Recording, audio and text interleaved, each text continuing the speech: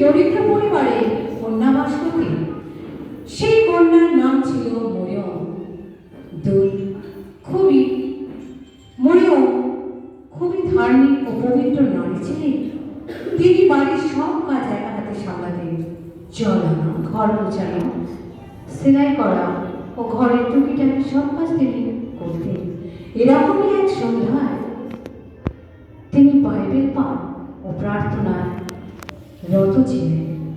এমন সময় দেখো, পরে ষষ্ঠ বর্ষের গাভীত ঈশ্বরের নিকট হইতে গালিল দেশের নাসাত নামক নগরী একটি কুমারীর নিকটে প্রেরিত হইলেন।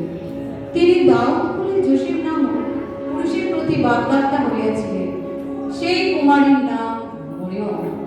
দূত প্রিয় মধ্যে তাহার কাছে আসিয়া করিলেন,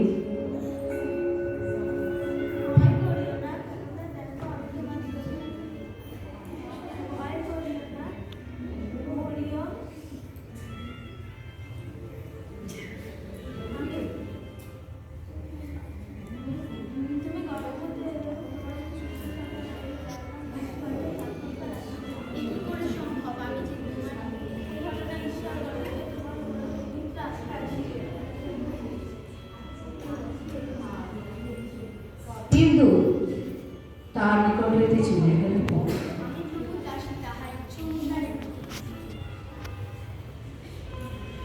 এবং তিনি খুব আনন্দিত হইলেন এই সংবাদ পাওয়া মাত্র, কারণ ঈশ্বর তাকে যে মনোনীত করেছে।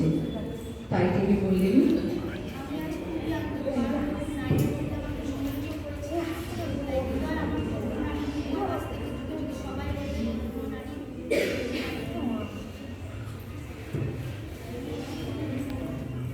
সহবাসের করে জানা গেল তাহার গর্ব হইয়াছে। পবিত্র আত্মা আর তাহার স্বামী যোসেফ ধার্মিক হইতে ও তাহাকে সাধারণ কাছে নিন্দার পাত্রের ইচ্ছা না করাতে গোপনে ত্যাগ করিবার মানুষ করিলেন। তিনি সকল ভাবিতেছেন। এমন সময় দেখো, প্রভুর দূত স্বপ্নে তাহাকে দর্শন দেয়া করিলেন,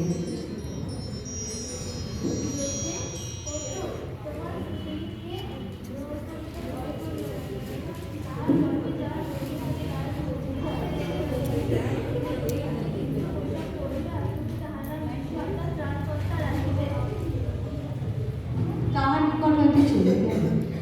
যোসেফ নিদ্রা হইতে উঠিয়া প্রভুর দূত তাহাকে যেরূপ আদেশ করিয়াছিলেন সেইরূপ করিলেন।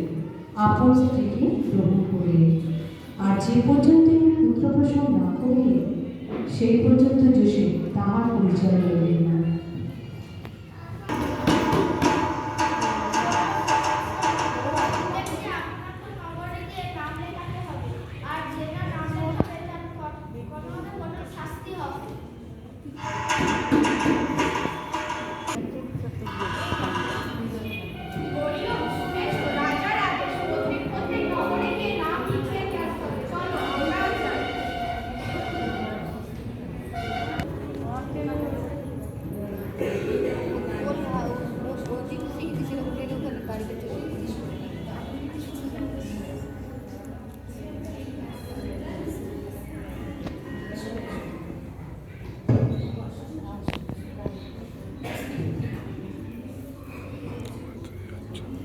সেই সময় আগস্ত কৈশোরে এই আদেশ বাহির হইল যে সমুদয় পৃথিবীর লোক নাম লিখিয়া দেবে।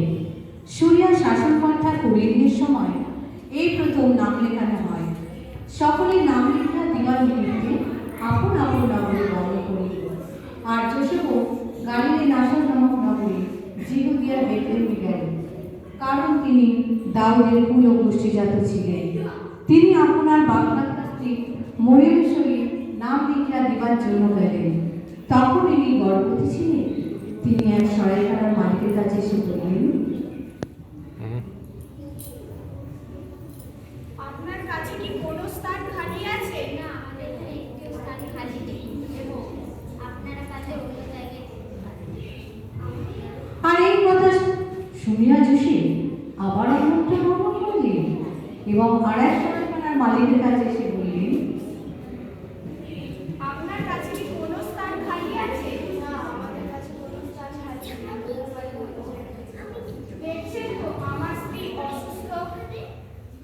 আর তখন মালিকের মনে খুব দয়া হলো। তিনি তখন যোসেফকে বললেন, আপনারা পারলে আজ রাতটা আমাদের ঘরে থাকতে পারেন, এতেই আমাদের যথেষ্ট। আর তখন যোসেফ মরিয়মকে নিয়ে সেই গোয়াল ঘরে রাত্রি যাপন করলেন।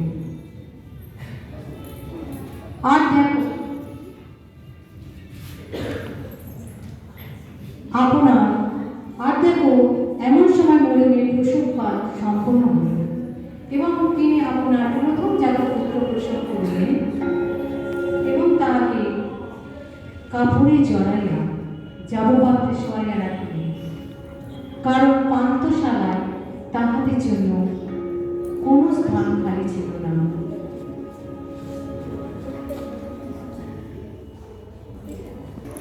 ওই অঞ্চলের নিষ্পালকেরা মাঠে অবস্থিতি করিতেছিল এবং রাত্রিকালে আপন আপন পাল চড়িতেছিল,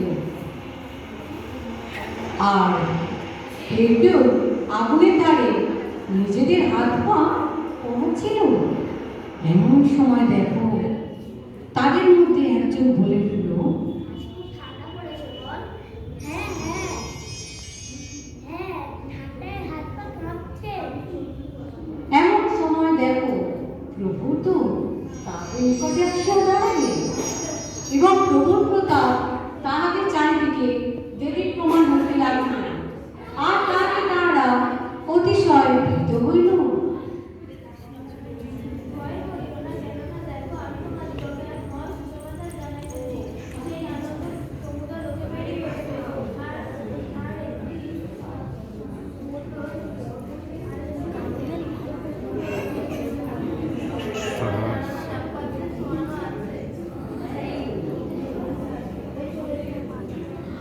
আর দেখো স্বর্গীয় বাহিনী এক বৃহৎ দূতের দল ওই দূতের সঙ্গে হইয়া ঈশ্বরের স্তবগান করিতে করিতে করিতে লাগলেন।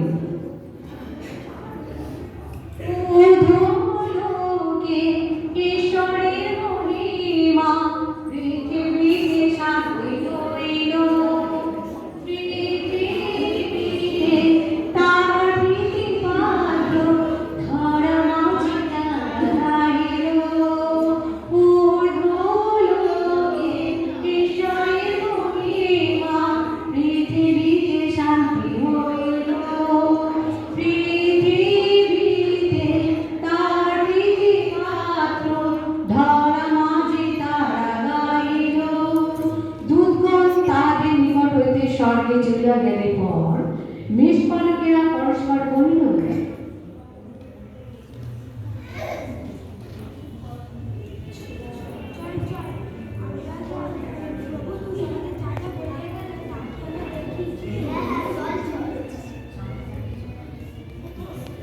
ওরে আর ভয় নাই, ভয় নাই, প্রভু এসেছেন কালে, তার কাছে চলো সবে ছুটে যাই।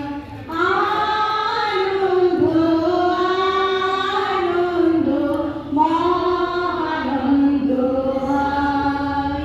ওরে আর ভয় নাই, ভয় নাই, প্রভু এসেছেন ধরণী তলে, তার কাছে চলো সবে ছুটে যাই, তার কাছে চলো সবে ছুটে যাই।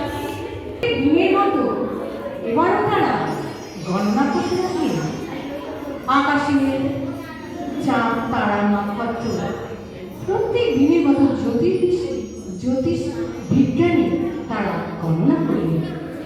আর তাদের মধ্যে একজন পণ্ডিত বললেন,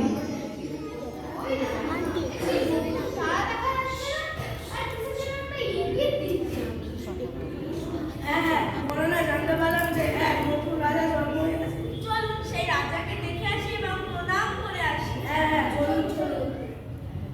আর তারা সেই পূর্ব দেশে যে তারা দেখেছিল সেই তারা অন্বেষণ করতে করতে সেই নবজাত রাজাকে দেখতে চলেছিল। তার কাছে এসে বললেন,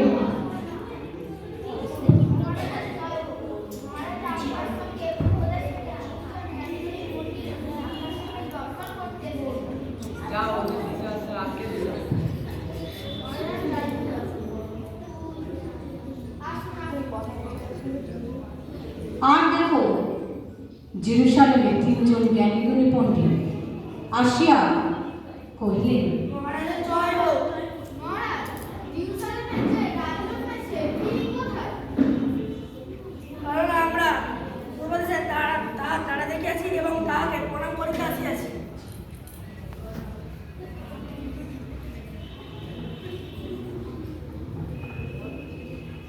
আর তখন হিরোদ রাজা একজন অধ্যক্ষগণকে ডাকিয়া করলেন,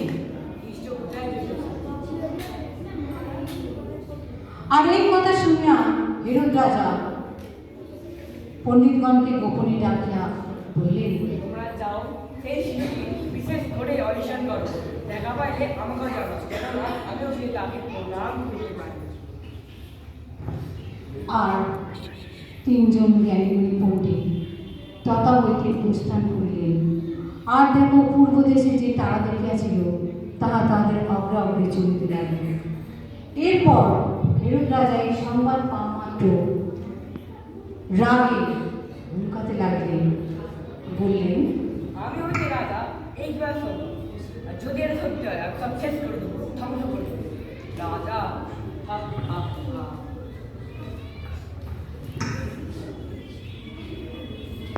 রাখালেরা দিশে হারা অপূর্ব পুলকে সুরে মনোরে রোমাঞ্চ পরশে।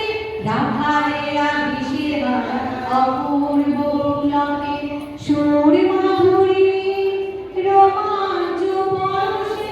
ছুটে চলে রামে পার নদী, ছুটে চলে রামে পার নদী। রাজার ক্লান্তি দর্শনে প্রেমের ছোঁয়া শুদ্ধ মিশি লবণে। পূর্ব দেশে দুজন জ্ঞানী পণ্ডিত সেই অবশেষে হঠাৎ তারা চিঠি ঘর ঘরে মাথার কাছে এসে ফেলে গেছে।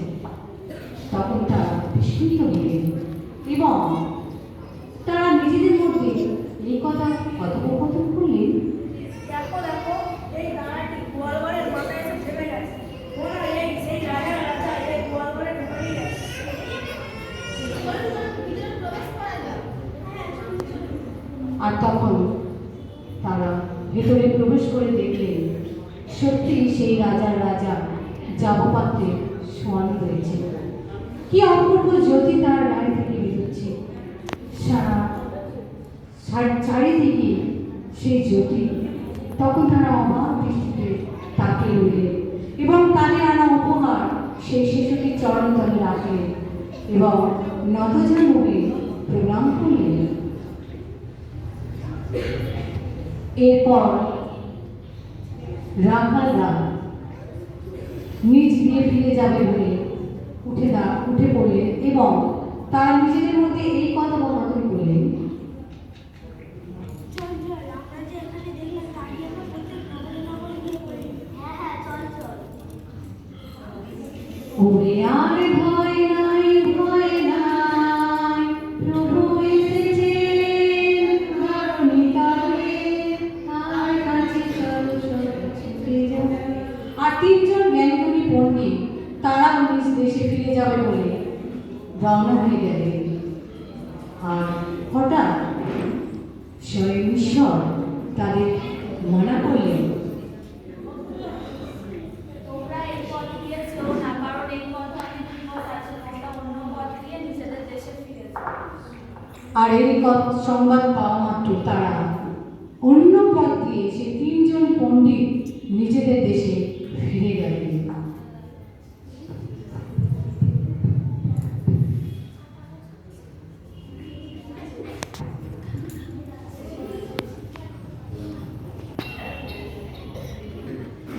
তখন তিনি তার মা সেই শিশুটির মাতা মরিয়মকে দিয়ে, কারণ আর দেখো সিমিয়ন নামে জেরুজালেমে একজন খুব ধার্মিক লোক, ভালো মানুষ ছিলেন। তিনি নামে এখানে কাজ করতেন। ঈশ্বর তার কাছে প্রতিজ্ঞা করেছিলেন যে তিনি প্রাণকর্তাকে না দেখে সে মরতে পারবে না।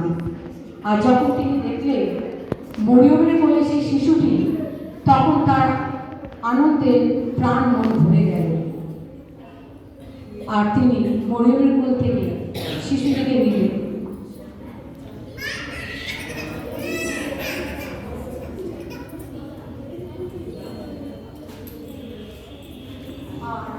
শিশুটিকে নিয়ে তিনি ঈশ্বরকে ধন্যবাদ জানালেন। আমি তোমার এই ত্রাণকর্তাকে দেখতে পেয়েছি, এর জন্য তোমার ধন্যবাদ। এবার আমি শান্তিতে বলতে পারবো তোমার এই ত্রাণকর্তাকে সবার জন্য পাঠিয়েছি, তাই জন্য আমি আজ থেকে ইহার নাম রাখলাম যিশু। এই বলে সিমিয়ন শিশুটিকে এসে মরিয়মের কোলে দিলেন। আর যোসেফ মরিয়ম তখন সেখান থেকে নিজ গৃহে ফিরে গেলেন। আর সিমিয়ন সেই নাম লেখানোর কাজে ব্যস্ত হয়ে পড়লেন।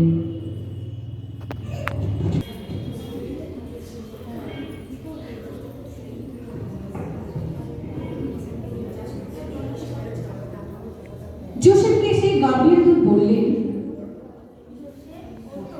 তোমার পুত্র এবং তার মাতাকে নিয়ে তোমরা মিশরে চলে যাও, কারণ ফেরত যাবে তোমাদের চোখে। আর আমি যখনই তা বলবো তোমরা এখানে আসবে না। আর তখন মরিয়ম সে শিশুটিকে নিয়ে ফিরে গেলেন সেই মিশরে ঈশ্বরের কথা অনুসারে। হেরোদ চেয়েছিলেন তার নিজের ছেলে তারপরে রাজা হবে। যিশু রাজা হুঙ্কাতে লাগলেন ও তিনি সহ্য করতে পারলেন না।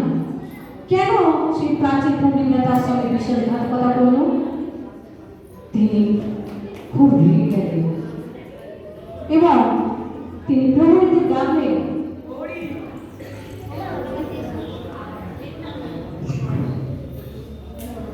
মহারাজা জয় হোক। আর হেরোদ রাজা তাদের বললেন, তোমরা যাও, বেথলেহেম শহরে গিয়ে প্রতিটি ঘরে ঘরে গিয়ে তাদের মায়ের দিয়ে 2 বছর নিয়ে যত বাচ্চা আছে তাদের হত্যা করতে হবে। আমার আদেশ, যাও। আর রাজার কথা অনুসারে সেই প্রহরীরা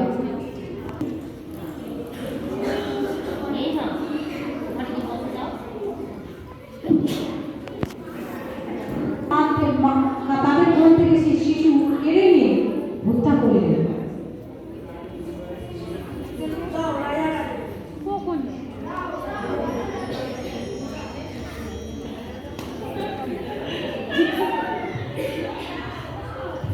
আর সেই সন্তান কান্না, ময়না কেঁদে কেঁদে তাদের হাহাকার পড়ে গেল সেই বেদনীয় শহর। কি নিষ্ঠুর সেই বৃদ্ধ রাজা! একই হত্যা করল কেন? সত্যি সেই মায়ের হাহাকার কান্না।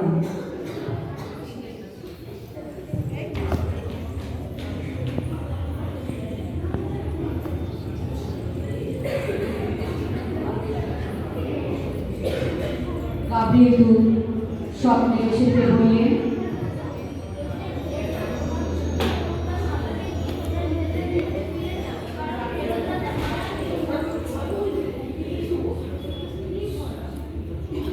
এই কথা বলে স্বর্গদূত সেখান থেকে চলে গেলেন। আর যোশী তাদের পুত্র সেই যিশুকে নিয়ে ফিরে এলেন নিজেদের দেশে।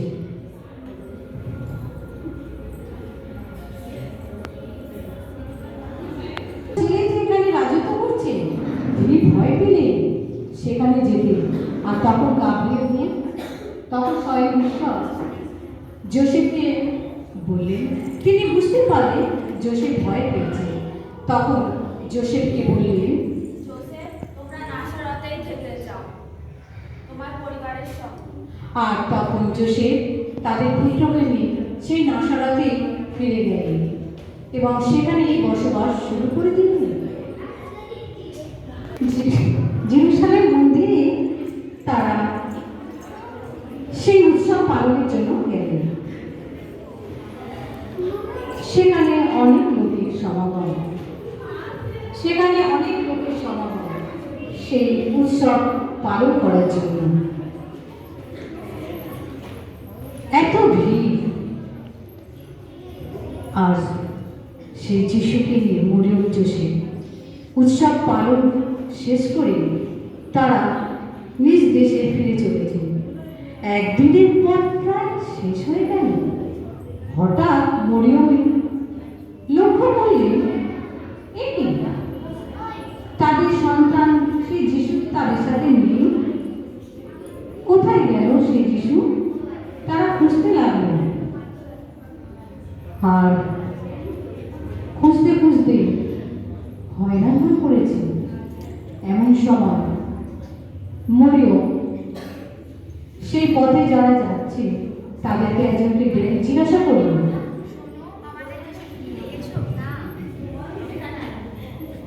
তিনি আরো একজনকে ডেকে জিজ্ঞাসা করলেন, আমাদের দেশে কি দেখেছো? না না।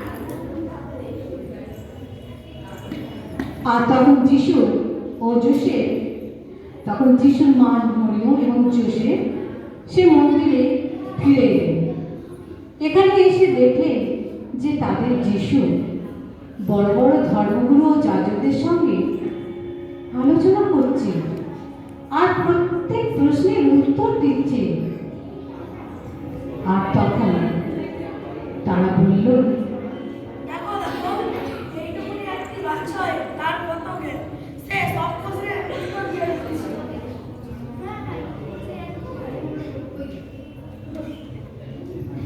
আর মরিয়ম কাছে গেলেন, গিয়ে বললেন,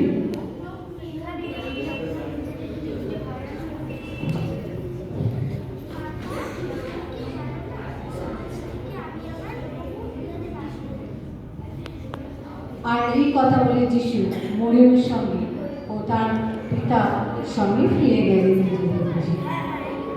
আর ধর্মগুরু যাজকরা নিজেদের মধ্যে করলেন। তাদের বাধ্য হয়ে চলতে লাগলেন। যিশু তার পিতার হাতে হাতে কাজ করে দিতে লাগলেন, কারণ যিশুর বাবা তো কাঠের কাজ করতেন। আর তাই তিনি তার বাবাকে সাহায্য করতে লাগলেন। ধীরে ধীরে যিশু বড় হতে লাগলেন। সেই সঙ্গে তার জ্ঞান, বুদ্ধি ও শক্তিতে বাড়তে লাগলেন। ঈশ্বর ও মানুষের কাছে তিনি প্রিয় হয়ে উঠলেন।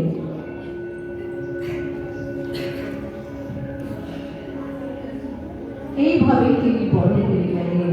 তার বয়স ছিল 30 বছর।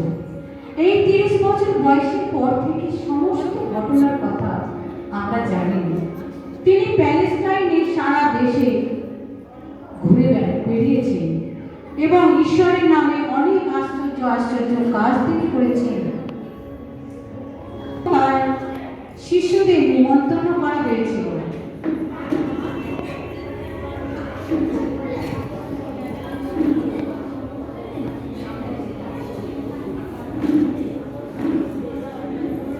এবং তার মা মরিয়মও ছিলেন তাদের সাথে। কিছুক্ষণের মধ্যে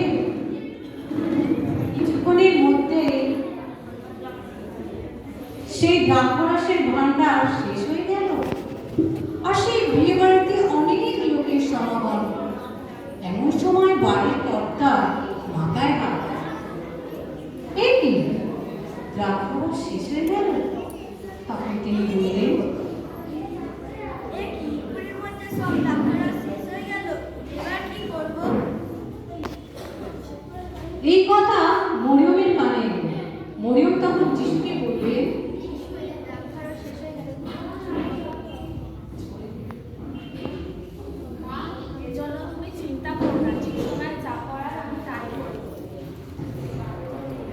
আর তখন মরিয়ম বাড়ির কর্তাকে বললেন,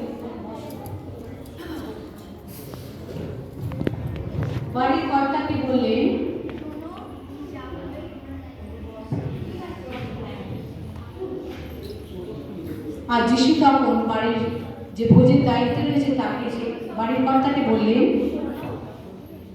এই চালাগুলিতে জল কানায় কানায় ভর্তি করো। এই গাছগুলোতে শোনো, এই চালাগুলিতে প্রত্যেকটি খানায় খানায় জল ভরে যাচ্ছে। আর সেখানে যত দাসীরা ছিলেন তারা সেই জ্বালাগুলিতে জল ভরে দিলেন, কানায় কানায় জল ভরে দিলেন। আর তখন যিশু উঠলেন, সেই জ্বালার কাছে গেলেন, সেই জ্বালাকে স্পর্শ করলেন, আর ঊর্ধ্ব থেকে তাকিয়ে ঈশ্বরের কাছে প্রার্থনা করলেন এবং তিনি বাড়ির কর্তাকে বললেন, আমাকে একটি পাত্র দিন।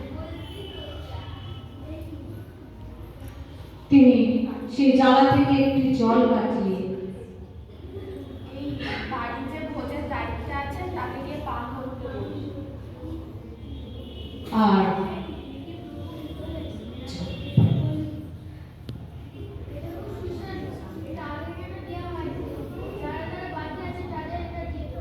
ঠিক আছে, এবার যারা বাকি আছে তাদেরকে পরিবেশন করা। আর যারা সেই বিয়ে বাড়িতে বাকি ছিল তাদের সেই দ্রাক্ষারসটি পরিবেশন করা হলো। সবাই এই দ্রাক্ষারসটি খেয়ে ধন্য ধন্য করতে লাগলো। এ কি আশ্চর্য, এই দ্রাক্ষারস তো আগে আমরা এরকম খাই পালন করিনি। সত্যি খুব আশ্চর্য এই ঘটনা। আর এটি হলো যিশুর প্রথম আশ্চর্য কাজ। সবাই যেখানে উপস্থিত ছিল সবাই লোকেরা জড়ো হলো। তিনি কিছু শিক্ষা দিতে লাগলেন, আর সবাই অবাক হয়ে সে যিশুর বাক্য শুনতে লাগলেন। এমন সময় কয়েকটি ফরিসি ও ধর্মগুরু যাজকরা একটি পাপিষ্ঠা নারীকে টেনে এনে যিশুর পায়ের কাছে এনে ফেললেন। আর বসো। আর তখন যিশুকে সেই ধর্মগুরু যাজকরা বললেন, গুরুদেব, আমরা এই নারীকে এক খারাপ কাজে হাতে হাতে ধরেছি এবং আগে মুসলিমদের এরকম নারীকে পাথর ছুঁড়ে মেরে ফেলা, আপনি কি বলেন? আর তখন যিশু মাটিতে আঙুল দিয়ে কিছু লিখতে লাগলেন এবং যিশুকে দোষ ধরবার জন্য যিশুকে তারা এই প্রশ্ন ছুড়ে দিলেন। তখন যিশু সেই ধর্মগুরু যাজকদের দিকে তাকালেন এবং বললেন, এখানে যে কোনোদিনও পাপ করেনি সেই প্রথম এই নারীকে পাথর ছুঁড়ে মারে। এই কথা বলে যিশু আবার মাটিতে বসে আঙুল দিয়ে লিখতে লাগলেন। আর সবাই সেখানে যারা উপস্থিত ছিলেন প্রত্যেকে একে একে চলে গেলেন, কারণ সকলেই বুঝতে পেরেছে যে আমরা পাপ করেছি।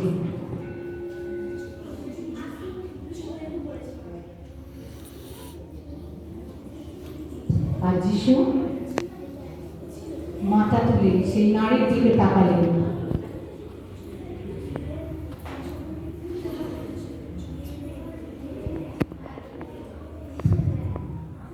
যিশু তখন সেই নারীকে প্রশ্ন করলেন, এখানে কি আর কেউ আছে যে তোমাকে পাথর ছুঁড়ে মারবে?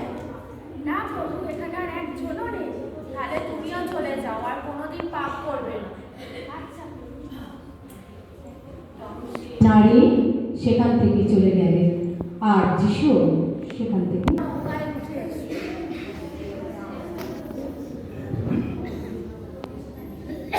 নৌকায় উঠে পড়লেন।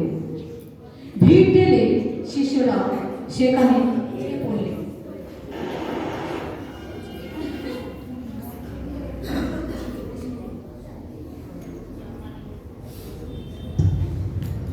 আর হ্রদের ঠিক ওপারে মাঝ বরাবর যেতে ভীষণ ঝড় উঠল। আর যিশু তখন নৌকা পিছন সাইডে একটি বালিশ মাথায় নিয়ে ঘুমিয়ে পড়লেন। শিষ্যরা ভীষণ ভয় পেলেন। জলের দাপটে প্রায় নৌকায় ভরে যেতে লাগলে নৌকা প্রায় ডুবো অবস্থা। শিষ্যরা ভীষণ ভয় পেলেন এবং তাদের মধ্যে একজন শিষ্য যিশুর কাছে গেলেন, গিয়ে যিশুকে ডাকলেন, প্রভু, আপনি এখানে ঘুমাচ্ছেন, দেখুন আমাদের নৌকায় প্রায় ডুবলো আর আমরা যে মারা পড়লাম। আর তখন যিশু উঠলেন ও ঝড়কে ধমক দিলেন। থেমে যাও। অমনি ঝড় থেমে গেল। জলের ঢেউকে বললেন শান্ত হও। আর হ্রদ আবার আগের মতো আকার ধারণ করলেন। আর তিনি শিষ্যদের দিকে তাকিয়ে বললেন, তোমরা কেন এত ভয় পেলে? তোমাদের হৃদয়ে কি এখনো বিশ্বাস জন্মালো না? ইনি কে? যে এনার আজ্ঞা ঝড় ও সমুদ্রের ঢেউ আজ্ঞা মানে? হ্যাঁ, ইনি কে? আর শিষ্যরা তখন সেই নৌকা থেকে যিশুর পশ্চা নিমন্ত্রণ করলেন।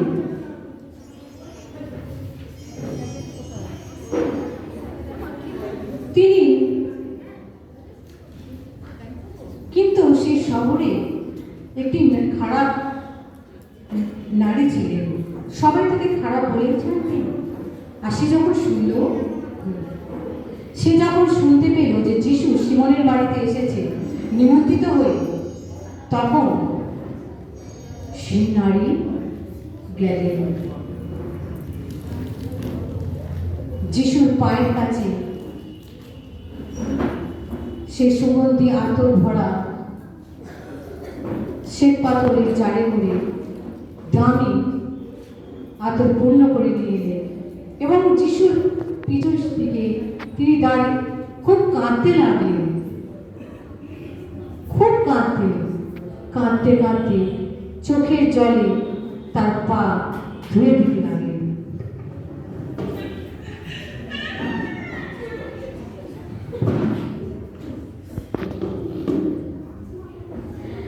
আর যিশু সেই নারী তার চোখের জলে যিশুর পা ধুয়ে দিলেন, মাথার চুল দিয়ে তার পা মুছিয়ে দিলেন। মাথার চুল দিয়ে যিশুর পা মুছিয়ে দিতে লাগলেন। দামি আতর যিশুর পায়ে মাখিয়ে দিলেন আর চুম্বন করতে লাগলেন। আর এইটা থেকে সেখানে যারা উপস্থিত ছিলেন, সে সিমন খুব রেগে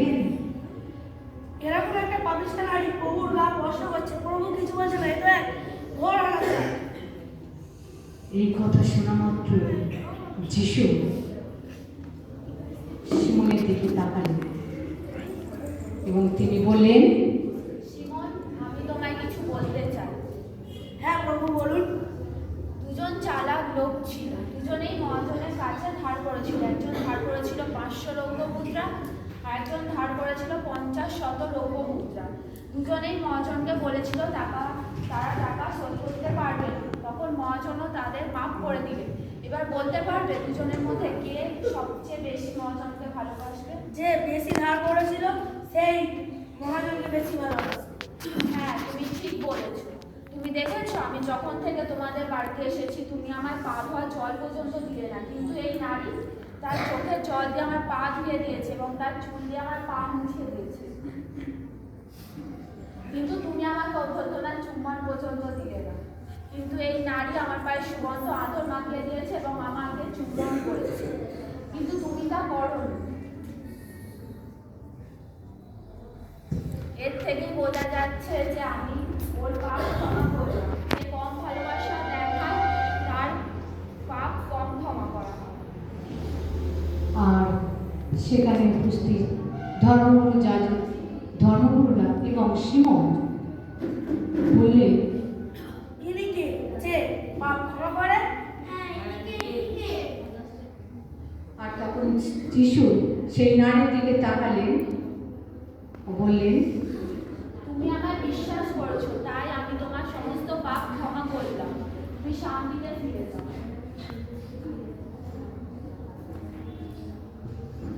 আর যিশু সেখান থেকে বেরিয়ে গেলেন।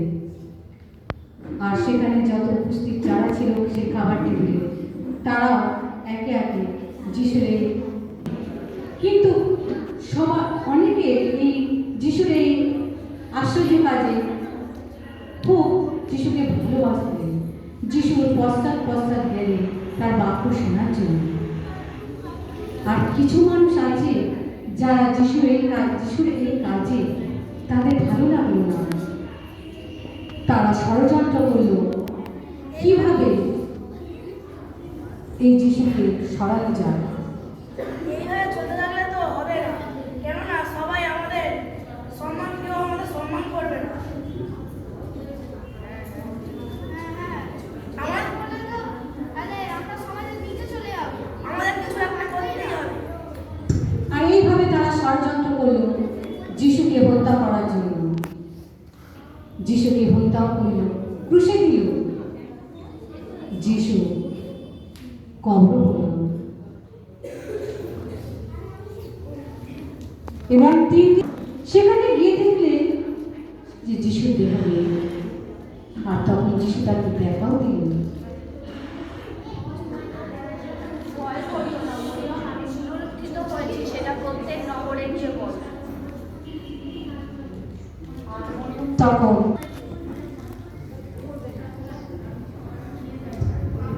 দ্বাররুদ্ধ শিষ্যরা ঘরের মধ্যে তাদের প্রভুকে যে ক্রুশে দেওয়া হয়েছে তারা খুব বিভ্রান্ত, ভয় আড়ষ্ট হয়ে গেছে। এমন সময় মগদলিনী মরিয়ম যা দেখল কবর পাড়ে, তিনি ছুটে গেলেন তাদের সংবাদ দিতে। আমি যিশুর কবরে গেছিলাম, সেখানে যিশুর দেহ নেই।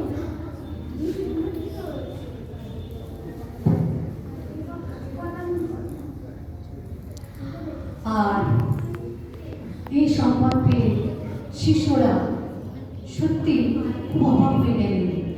এমন সময় যিশু সেই শিষ্যদের মাঝে এলেন। তোমাদের শান্তি হোক, আমার নামে সবাইকে শিষ্য কর।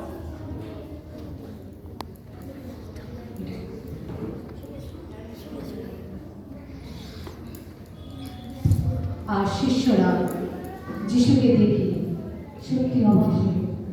আমাদের যিশু পুনরুত্থিত হয়েছে, সত্যি কি আনন্দের সংবাদ।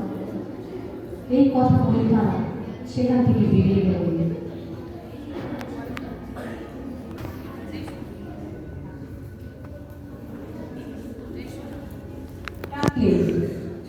আর এবং যিশু তাদের দেখা দিলেন।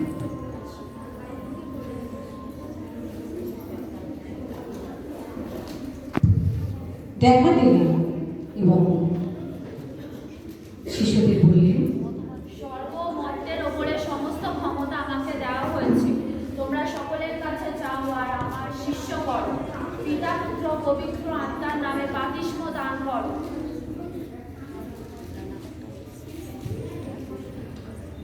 আমি তোমাদের শেষ দিন পর্যন্ত তোমাদের কাছে থাকবো।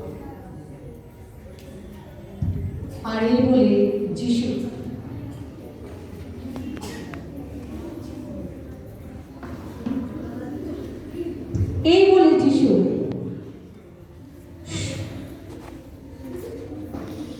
সেই তাদের সামনে থেকে উপরে উঠে যেতে লাগলো। যিশুকে তুলে নেওয়া হলো আর তাদের সাথে এক খণ্ড মেঘ এসে তাকে শিশুদের চোখের আড়াল করে দিল। শিষ্যরা এক দৃষ্টি আকাশের দিকে চেয়ে রইলেন।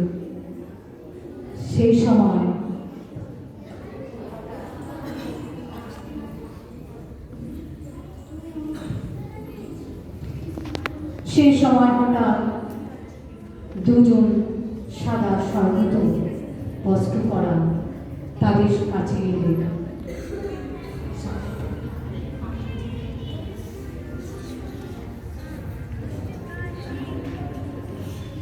তাদের বললেন,